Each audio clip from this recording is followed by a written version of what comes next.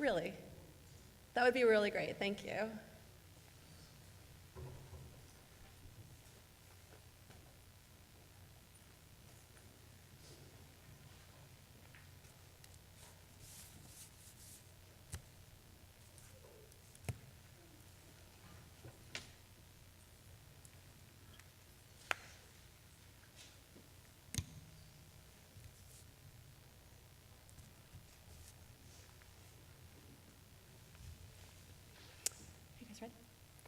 All right, well, again, good morning. Thanks for moving a little bit closer to us. Again, we don't bite up here. My name is Anahita Williamson. I'm the director of the New York State Pollution Prevention Institute. If you were in the last session or if you're going to be here tomorrow, you'll learn a lot more about us and our mission and goal.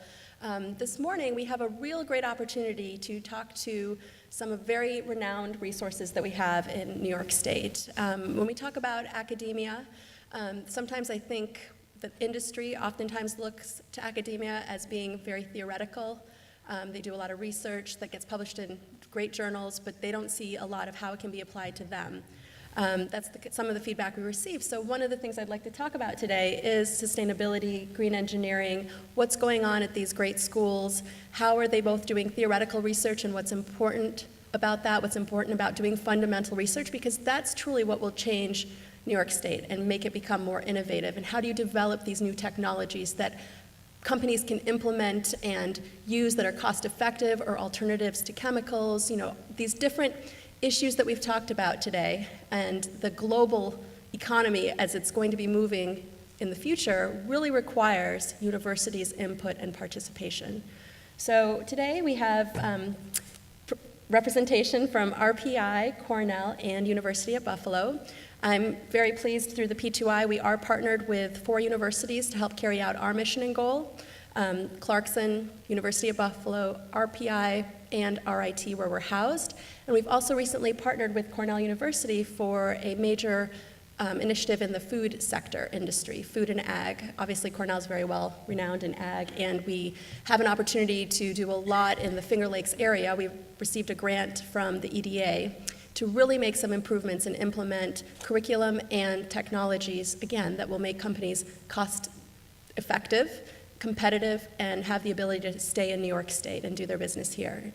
Okay, so I'm going to pause there and first introduce Dr. Netravalli from Cornell University. Each panelist will speak for about 10-15 minutes, and then we'd really like to hear it from you, to hear your questions and concerns and opportunities for academia in the future.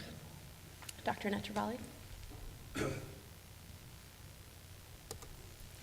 Thank you for the invitation, and good morning, everybody. I come from Cornell University. Just as an introduction, I came to Cornell University in 1984 after graduating from NC State University as a postdoc for 1 year, and now I've been there for 27.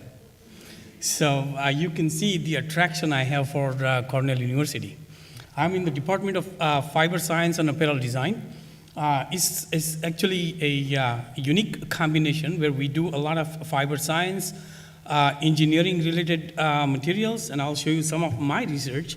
And then we also have apparel design, which is design and now more and more technology oriented research in terms of computer aided design, computer aided cutting, computer aided manufacturing, so on and so forth. Particularly, I am extremely interested in sustainability issues. My research is in composite materials where we have fibers and polymers put together to make composites. For example, if you play tennis, you'll play with a tennis racket. That is a composite material. If you fly, now of course, if you fly in the future using Boeing Dreamliner, which has about 50 to 60% structural components made out of composite materials, what we call advanced composites, graphite fibers reinforced with epoxy resins that are much, much lighter than the aluminum or steel parts, and that's why they are extremely fuel efficient compared to the current technology. I personally play badminton every week, And of course, playing with 25-year-olds, I'm not 25 anymore. Next day, my body tells me, actually next couple of days, that you haven't treated me well. But nevertheless, I do play with composite racket, and that's when I started thinking about how to make the racket greener. What I do is that every once in a while I do break a racket that's made out of graphite fibers and boron fibers and epoxy resin. All of these materials come from petroleum. And once I break it, what do? I put it in the trash. It gets collected every week. It ends up in the landfills. Now these materials, graphite fibers or resins and all these materials, they are not biodegradable. So in the landfills, they will stay as is for several decades or perhaps centuries, making that land absolutely unusable for any other purpose. So let me introduce to you my research, which is in composite materials and particularly now in green composites. So the idea is, and we have of course now diversified into a variety of materials based on all green chemistry and green technologies. We don't use anything that is toxic. If my students have an idea of using a chemical compound, they will look up for the toxicity, and then they'll come back to me that, oh, this is not toxic, or this is produced from natural compounds, so on and so forth. So we work in green materials. That means they are fully sustainable. Most of them are yearly renewable. They are non-toxic. They are non-petroleum based, so on and so forth. And then we can work with these materials to prepare sports gear. Now in the next room, I have a colleague who's speaking right now, who is the CEO of Comet Skateboards, who makes skateboards out of our technology. We also can make composites that we call advanced green composites that could be used for ballistic applications. We are now into nanofibers using soy protein, and also developed nanocellulosic fibers that are fermented through a byproduct of the soy protein that could be used for wound healing and tissue scaffolding, temporary skin, so on and so forth. So let me go to that. This is basically the life cycle of green materials. We start from plant-based materials, fibers, and of course proteins and starches. Our research in the lab is to convert these starches and proteins into resins that could replace everything that comes from petroleum. Then we use those materials to make nanofibers, combine them with various materials. We also make seed coatings, hydromulches, and so on and so forth, and personal protection, so on. That is everything completely green, including even furnitures. And I'll explain that to you in a second. These are, of course, two weeklies coming out of American Chemical Society called Chemical and Engineering News. The one on the left side showing a soybean plant, that is 2004, and at the bottom it says dawn of the renewables, when the American Chemical Society started to think about the renewables, or moving away from petroleum. The next one is a truck carrying sugarcane in Brazil to the crushing factory where they make sugars and alcohols and other chemicals. We use the waste products that come out of these plant-based materials to make these sporting goods. I told you about the skateboard. That's on the right top. Then we make materials for green buildings, furniture. Now we use particle board or plywood in many applications. For example, this table has a particle board underneath and a protective laminate on top of that. The problem with that is the particle board, plywood, medium density fiber boards, all these materials contain formaldehyde-based resins and wood products. The formaldehyde is a known carcinogen, that is given away slowly as volatile organic compounds or VOCs. What we do is that we have replaced that by soy protein based resin. There is nothing toxic in it. So there is no VOC coming out of it. So we could use those materials replacing the plywood, particle board, MFCs, and so on and so forth. We also take the soy protein and spin into nanofibers. Now, soy protein is made out of 18 different amino acids. 4 or 5 of them contain charges. They automatically or inherently attract the dust particles, but they also attract bacteria, and some of them can also catch viruses as small as 70 to 80 nanometers. So that could be used for personal protection. These filters, we are hoping that these filters will be in market next year, 2012. But they could also be used in automotive applications and home applications in vacuum cleaners or furnaces and so on and so forth. We also use some of the byproducts, and I have a chart next one, that could be used for fermentation and producing bacterial cellulose, which is about 17 nanometers in diameter, and that could be used for tissue scaffolding, FDA approved, or temporary skin for burn victims. So here's my biorefinery model, and this is only showing the soybean because we've done a lot of work with soybeans. So soybeans are grown for oil. So if you take the oil, that can be used for food. At the end of that, it could be converted into biodiesel. Part of it can be also epoxidized and can be used as epoxy resin flexibilizers. For example, Pepsi cans or any soda can, Coke can, they are coated with epoxy resin, and this is used as a flexibilizer. The top one is the soy foam. The soy oil can be converted into polyols and then into polyurethane, so at least making the polyurethane a little greener. And Ford company currently uses this foam for their seating in the cars. What we do is to use what is left, that is the defatted soy flour.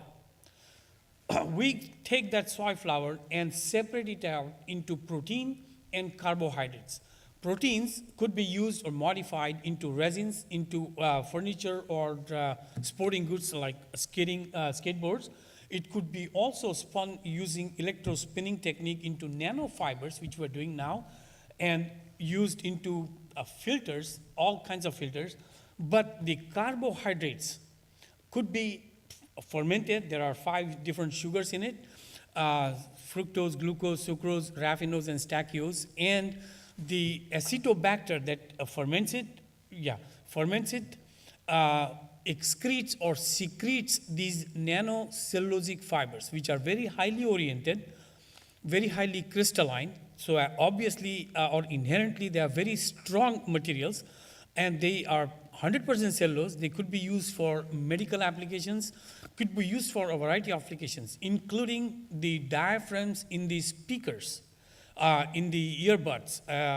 It could be also used for high quality paper, medical applications. It could be also used, there are several applications, so let me not go into that. But what remains could be also used in terms of organic seed coatings or kosher seed coatings. Could be used as hydro mulch, and we've done some tests in comparing our hydro mulch with the commercially available one. It could also be used for rehabilitating brown fields and for phytoremediation or accelerated phytoremediation. What remains is basically the plant material, which is cellulose or hemicellulose or lignin. The fibers can be separated and used as nonwoven fabrics. They could also be sheared into microfibrillated cellulose or nanofibrillated cellulose, and these nanofibrils are stronger than the Kevlar fibers, which are spun using concentrated sulfuric acid. So we can convert those into fibers, and what cannot be used, the lignin and hemicellulose, can be pelletized and burned into obtaining heat for our homes or any other place. So almost every part of the plant can be efficiently and effectively used. So that's our biorefinery model. Now let me talk about a little bit about the university that I work for, Cornell University and Sustainability. We are approximately 1,600 faculty members. Several of them are involved in sustainability or related research, clean tech research, so on. We have researchers from biofuel to photovoltaics, public policy to forestry, food to green materials. And I just mentioned to you about a small part in terms of green materials that my lab is involved in. So we have Atkinson Center for Sustainable Futures. We have Cornell Center for Sustainable Global Enterprise. We have Institute for Computational Sustainability. We have KAUST, Cornell Center for Energy and Sustainability. We have a lot of things. We have sustainability education embedded into many of our courses. We keep updating the courses, adding more and more sustainability. We are encouraged to do that. We are encouraged to do collaborative research. We have a lot of students who are extremely interested in sustainability issues, and they are also very demanding. And that's why we're trying to bring about changes. So faculty involved in workforce development, retention of talent within the central New York, creating jobs that are green tech or clean tech or biotech or nanotech and many other fields as well. Cornell works very hard. We have a lot of researchers. We have a lot of IP coming out of Cornell. And we have Cornell Center for Technology, Enterprise, and Commercialization, CTEC, which files and protects the IP generated at Cornell. Find matching partners, entrepreneurs. We have a life science incubation facility. We have business park with ample, inexpensive space, so on and so forth. And of course, the university faculty, they have a lot of role in it. Creating new knowledge in the field, generate innovative and novel ideas, new technologies, new materials, products, processes, IP, train students with new skills in science, technology, other fields, as well as entrepreneurship. In teaching, we do create new courses and update other courses with sustainability, clean tech, green tech, biotech related issues. So I'm going to stop here. Thank you for your patience, and of course, questions come afterwards. Yep, Okay, thank you.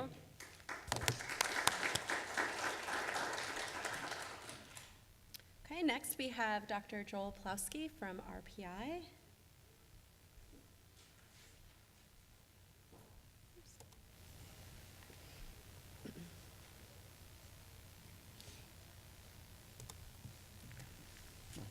Thank you all. I'm Joel Plowski from RPI.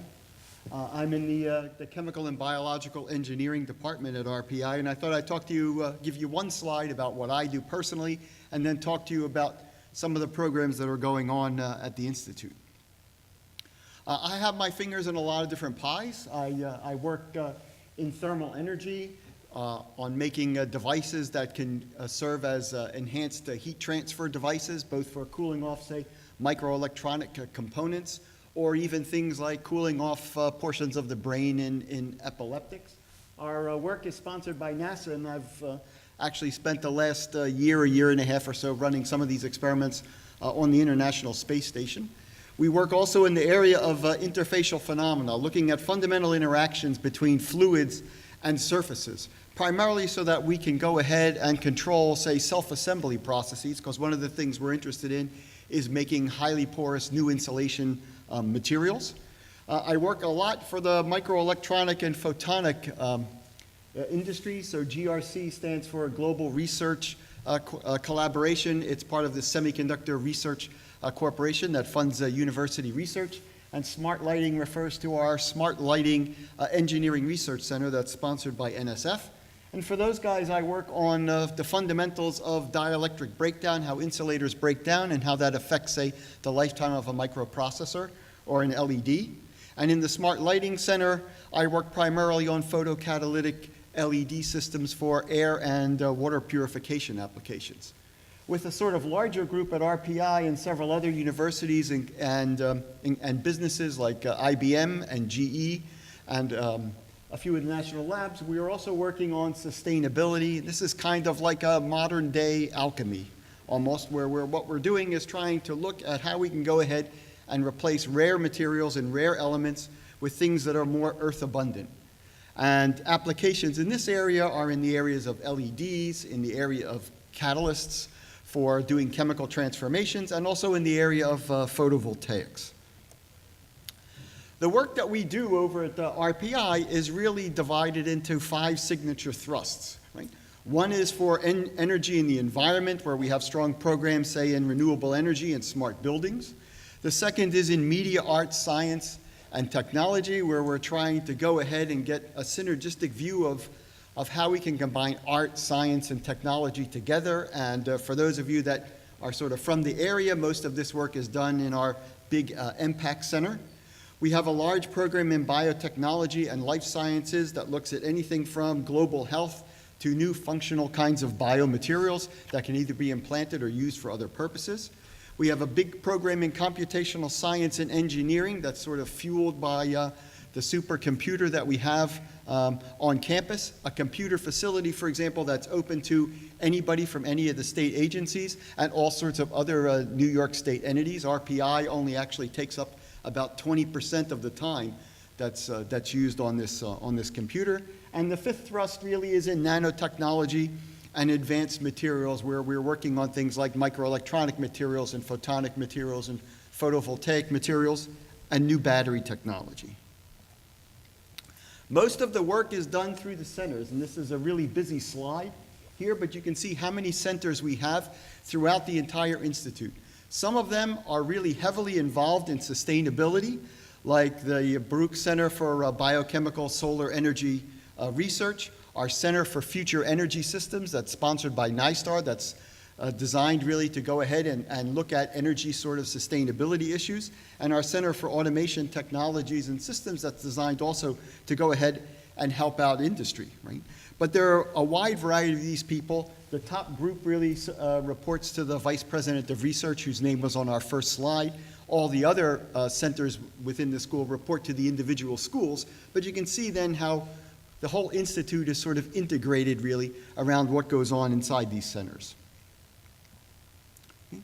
I think our great strength really is that being a university, we have a long-term vision, right? A generational vision. And so the first real goal of the institute is this education of a new generation of engineers that now, in recent years, has been focusing on sustainability, environmental responsibility, and energy security. And so we have a whole wave then of people that are going to go out into industry with this as a fundamental component about how they're going to do their jobs and how they view what the responsibility in their jobs are.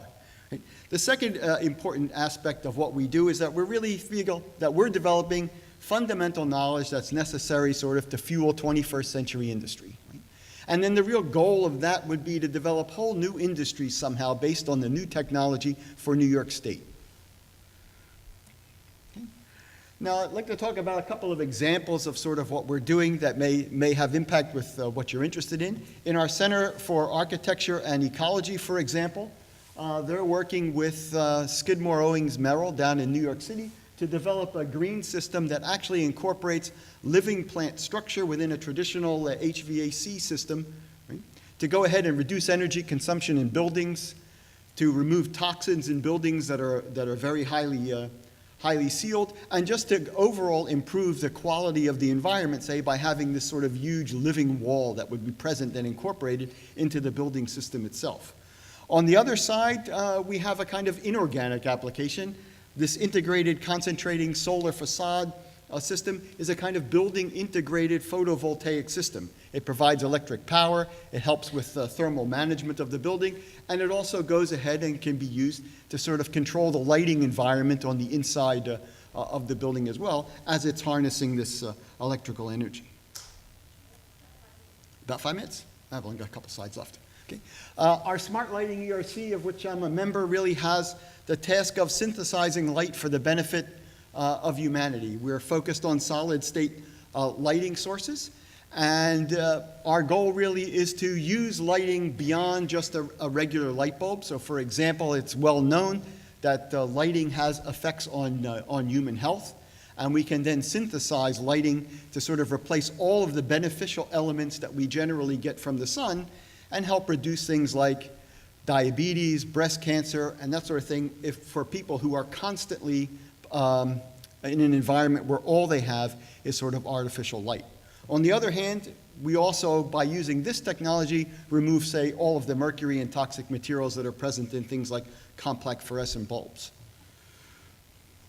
Okay.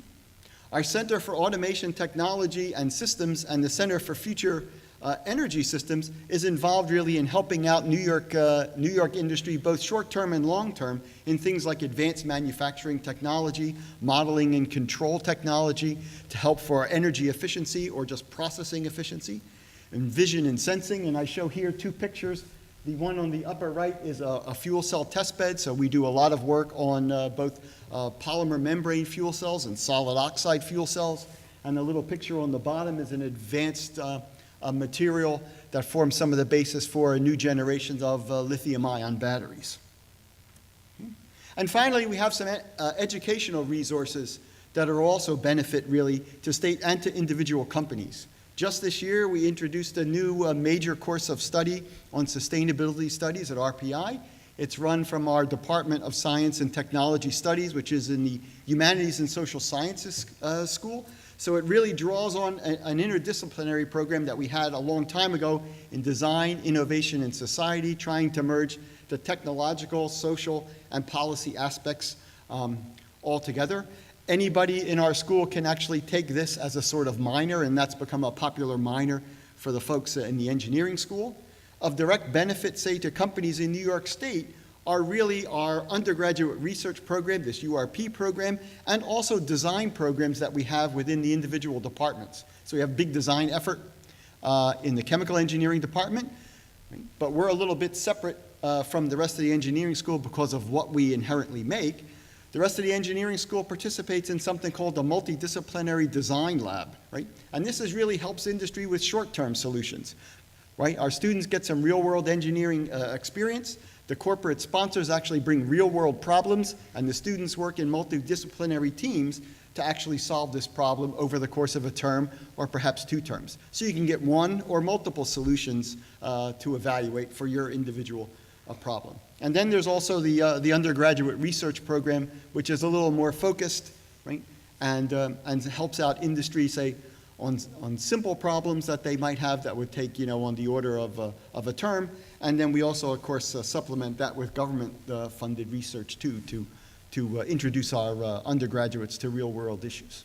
And with that, thanks for your attention. I'll be happy to answer any questions. Thank you. Thank you.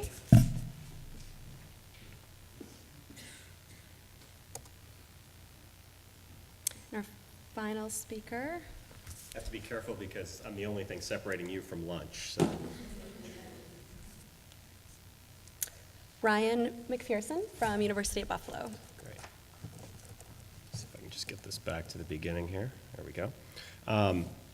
Thank you very much. It was a privilege to hear from people much, much smarter than me. I'm the global guy.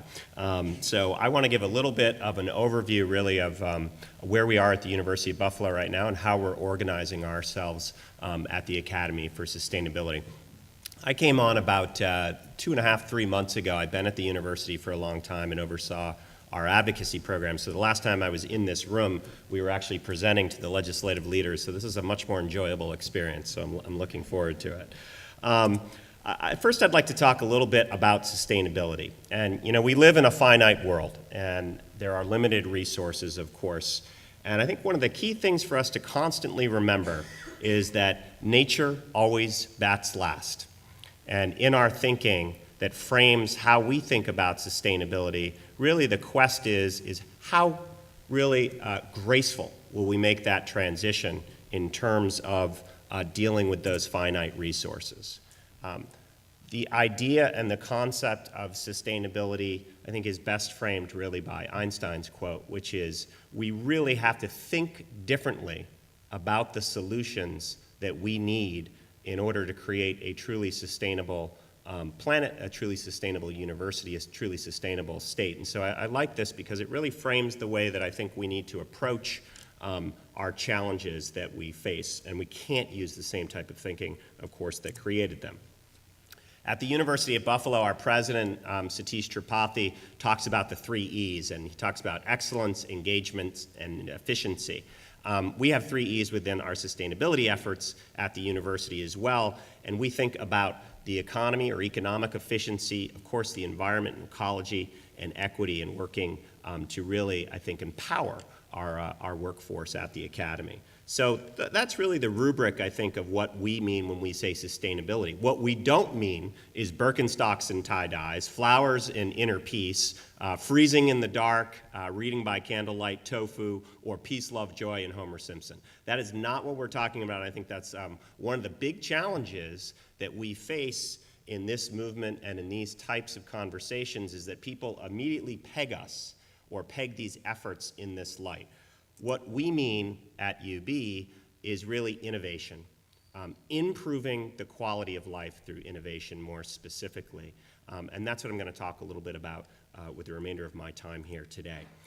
At the university, we've been really organizing ourselves. We've been doing environmental research and teaching and engagement for quite some time, but we've only recently started to organize ourselves in a way that starts to bring some of these things together. So my job is really twofold. It's to create a culture of sustainability at the university, and probably more importantly, connect and collaborate the many different things that are going on. So my good friend Tom Kelly, who is my colleague at the University of New Hampshire, has really created a large part of this model, and it's called the CORE model. So curriculum, operations, research, and engagement on the lower field, and then thinking about our climate and energy, our biodiversity and ecosystems, our food security, and the culture system itself. And so this is how we're beginning to think about the broader issue of sustainability. So what I'd like to do here is just to give you some examples of how we're engaging in those at the Academy, and first focusing on the curriculum, which is, of course, how we train or how we teach our students to really be sustainably literate, to understand what those issues are, those global issues that they will be facing as they move on into the world. Jason Briner, a professor who conducts research on climate and specifically glacial retreat, not only is his classroom in Buffalo, New York, but it's also in northern Canada, where he brings his students to do specific research-based pieces, and actually has several different classes that do this. It's really fascinating work, and they've really, the students engage in a way that is very memorable for them. Within now, I'm moving across the spheres, within ecology, this is a colleague, Sandy Geffner, who teaches field ecology with our Environment Studies program. This is where his classroom is, and this is actually Art Park in Western New York, for those of you who know, who they've basically done a whole assessment and then bringing that back into the classroom. In the food security area, we have numerous courses that deal specifically with water, which is a very important issue to us throughout Western New York and throughout New York State, but 20% of the fresh water of the globe right now, available water, moving through that system. And then as an example, in the culture area, our MBA students working with GM to learn how to market, how to really understand the culture of what people are thinking about in terms of alternatively fueled vehicles and what the hesitancies are, et cetera. And so they actually did a class that very much focused on that. Again, these are just examples within the curriculum. As you go to operations, we're a small little city. We've got 40,000 people there every day. And what we really try to focus on within these 4 areas is how can we lessen our footprint on the future. So within climate, we created a climate action plan, as many of our colleagues across the SUNY system and across higher education in general, a comprehensive 200-300-page outline that very specifically details how we will get to net zero within the next 20 to 25 years. We've got, I think it's 4 or 5 buildings within a 6-month period, currently speaking, that will all be, that are all built and open, will be opening as LEED Gold buildings. That's a huge feat for us, and it's pretty much de facto become the university's policy that we will not build anything under that. We also are in the midst of creating a 750 kilowatt solar field that is a blend of, yes, energy generation, alternative energy generation, but also utilizing our research, our teaching, and artistic expression. It's actually shaped in the way of a DNA strand, and it will be the only photovoltaic field that we're aware of that will be open to the public to come in and learn about. Ecology-wise, again, moving around the sphere, we have about 1,500 acres, and we really work to try to not only protect that, but enhance it where appropriate in terms of replanting trees or increasing that. Food security, we pretty much have reduced all of our packaging in the dining halls. We compost everything pre and post within those dining halls now, and kudos to my colleagues who work in that field. They've really made some unbelievable strides, and it was a complete response to students, which is a really important piece, and our students have become great leaders on this. And then finally, in the culture rubric within operations, we're implementing a pre-K through 12 outreach, educational learning and outreach program that we'll implement late this spring that'll coincide with the solar strand. So we'll be bringing the little yellow school buses to campus. They'll get out. They'll walk through the solar field that's actually set up. It's got set classrooms, outside classrooms for them. Well, they'll learn not only about renewable energy, but they'll learn about the research that's going on, they'll learn about our operations, and they'll learn that there's a pathway for them to be able to enter the world of sustainability if they haven't already. So again, we've talked a little bit about our curriculum, our operations. Research is the heart of what we do at the University of Buffalo, as well as my colleagues. And it's really an area within sustainability that we've made some great headway in. When we talk about photovoltaics, we've got a number of different people who are doing great energy work, and specifically in photovoltaics, from Alex Damajan, who's setting up smart energy grids and systems, to Vladimir Mitten, who's doing solar cell efficiency, to Hu Zhang, who is quantum design photovoltaics, and Paris Prasad with portable renewable energy. All people much, much smarter than myself, who are doing groundbreaking research, and they're only kind of a sampling within the climate area of our research of different pieces going on. Another piece is battery technology that we've been focusing on. So not only the batteries in alternatively fueled vehicles, which is important, but also off-the-grid renewables like wind, et cetera. And the technology that has gone into numerous different applications, which you see in front of you, has mainly come from Esther Takeuchi, who was just recognized in the last, I think it was last year, by the president as the woman with the most amount of patents in the United States. And so some really good stuff that she's doing that has very important sustainability implications.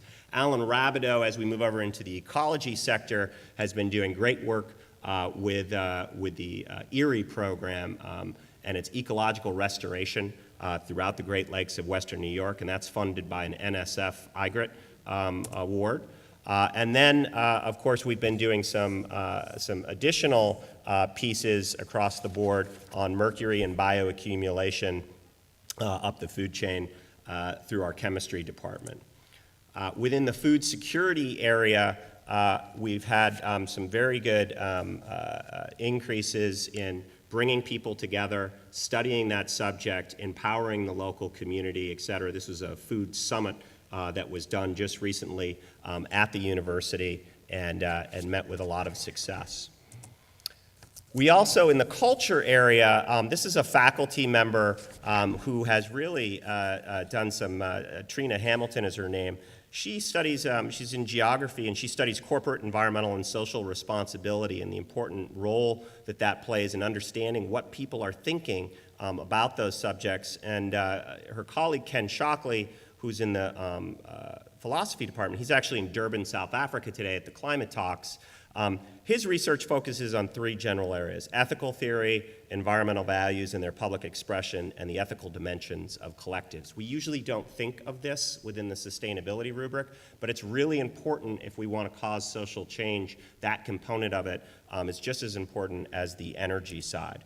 And then, 5 minutes. And then finally, in the engagement sector, where if we think about our teaching, our research, and our engagement as our three-part mission, we think about the work that our law school has done. I don't know if you can see them up there, but the turbines in the background, this is a wind farm right in downtown Buffalo on the former Bethlehem Steel site. I think it's the only wind farm that I'm aware of that's on an actual brownfield. A great project that they've done that the law school helped out with quite a bit. We think about our faculty and our staff and our students who have been involved with Buffalo Niagara Riverkeeper for at least 20 years, which is now embarking on a public-private partnership. I think some of my colleagues today from Riverkeeper may be here. A $50 million project, a public-private partnership that they have launched to do some major environmental dredging of the Buffalo River. We think, again, of the food security conference that we had, where this is Mayor Brown and President Satish Tripathi from UB, where they specifically had national experts come in, talk about the importance of local food security and the economic, not only the environmental aspects, but the economic benefits. And finally, in the culture aspect, our Department of Humanities has launched a Fluid Culture series, and it's really about the relationship between Buffalo Niagara and its water. And so they've done not only a number of different public art pieces on the waterfront, which get people to really kind of understand their relationship to that, but also bringing in world-class speakers for the public to learn more about water and the different dimensions of it. So how do we do this? This is not how we do this. The idea that you can just kind of force your way through and just yell a little bit louder. We really have a two-pronged approach to move our sustainability efforts forward. And one is systems-based approach. And this is actually a slide that I borrowed from our friends at Harvard. And they've really been thinking about Earth systems, your infrastructure systems, your organizational systems, and your individual systems. The importance is that you can't just work one of these. We live in a very complex society, and we've got to move through all of them. And so the job of sustainability experts, I think, in terms of global sustainability, is to really be a change agent. And the final way, of course, is focusing on the individual itself and what resonates, what the reward structure is, all of those things that people in this room know. So I'll close on this. The idea of not doing things the same way as Einstein said, but also constantly evolving and thinking that it's not the strongest or survive nor the fittest, but those who can adapt to change. And I would offer that our sustainability challenges are essentially exactly that challenge. How can we change within these systems that we've laid out? Thank you.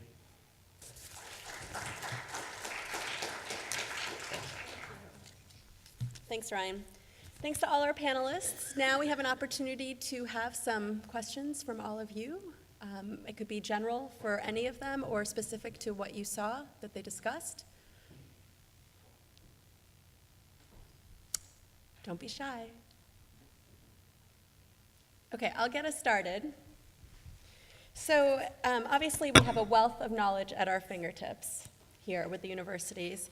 How can we take this academic research and really leverage it and accelerate it into practice, whether it's in New York State or throughout the nation? How do you feel we're doing in that regard? Are we doing pretty well? How can we improve that acceleration? And that's open to any of our panelists. I think we are doing it, perhaps not enough. And we need to accelerate the process. Basic idea should be to train the workforce in green areas and, of course, create startups and create jobs that are green collar jobs. And I think the Cornell University is a powerhouse in terms of research. We have a budget of about $700 million per year Thank you. In terms of research, and the money comes from a variety of sources, for example, government sources like NSF, NIH, DOD, state government, so on and so forth. And I think we always talk about the money and how it is needed for research and creation of jobs. What I would suggest to the state is to, if you take a look at the research, and if you find the research of any of the faculty members to be applied that could be used to make a greener product or any product,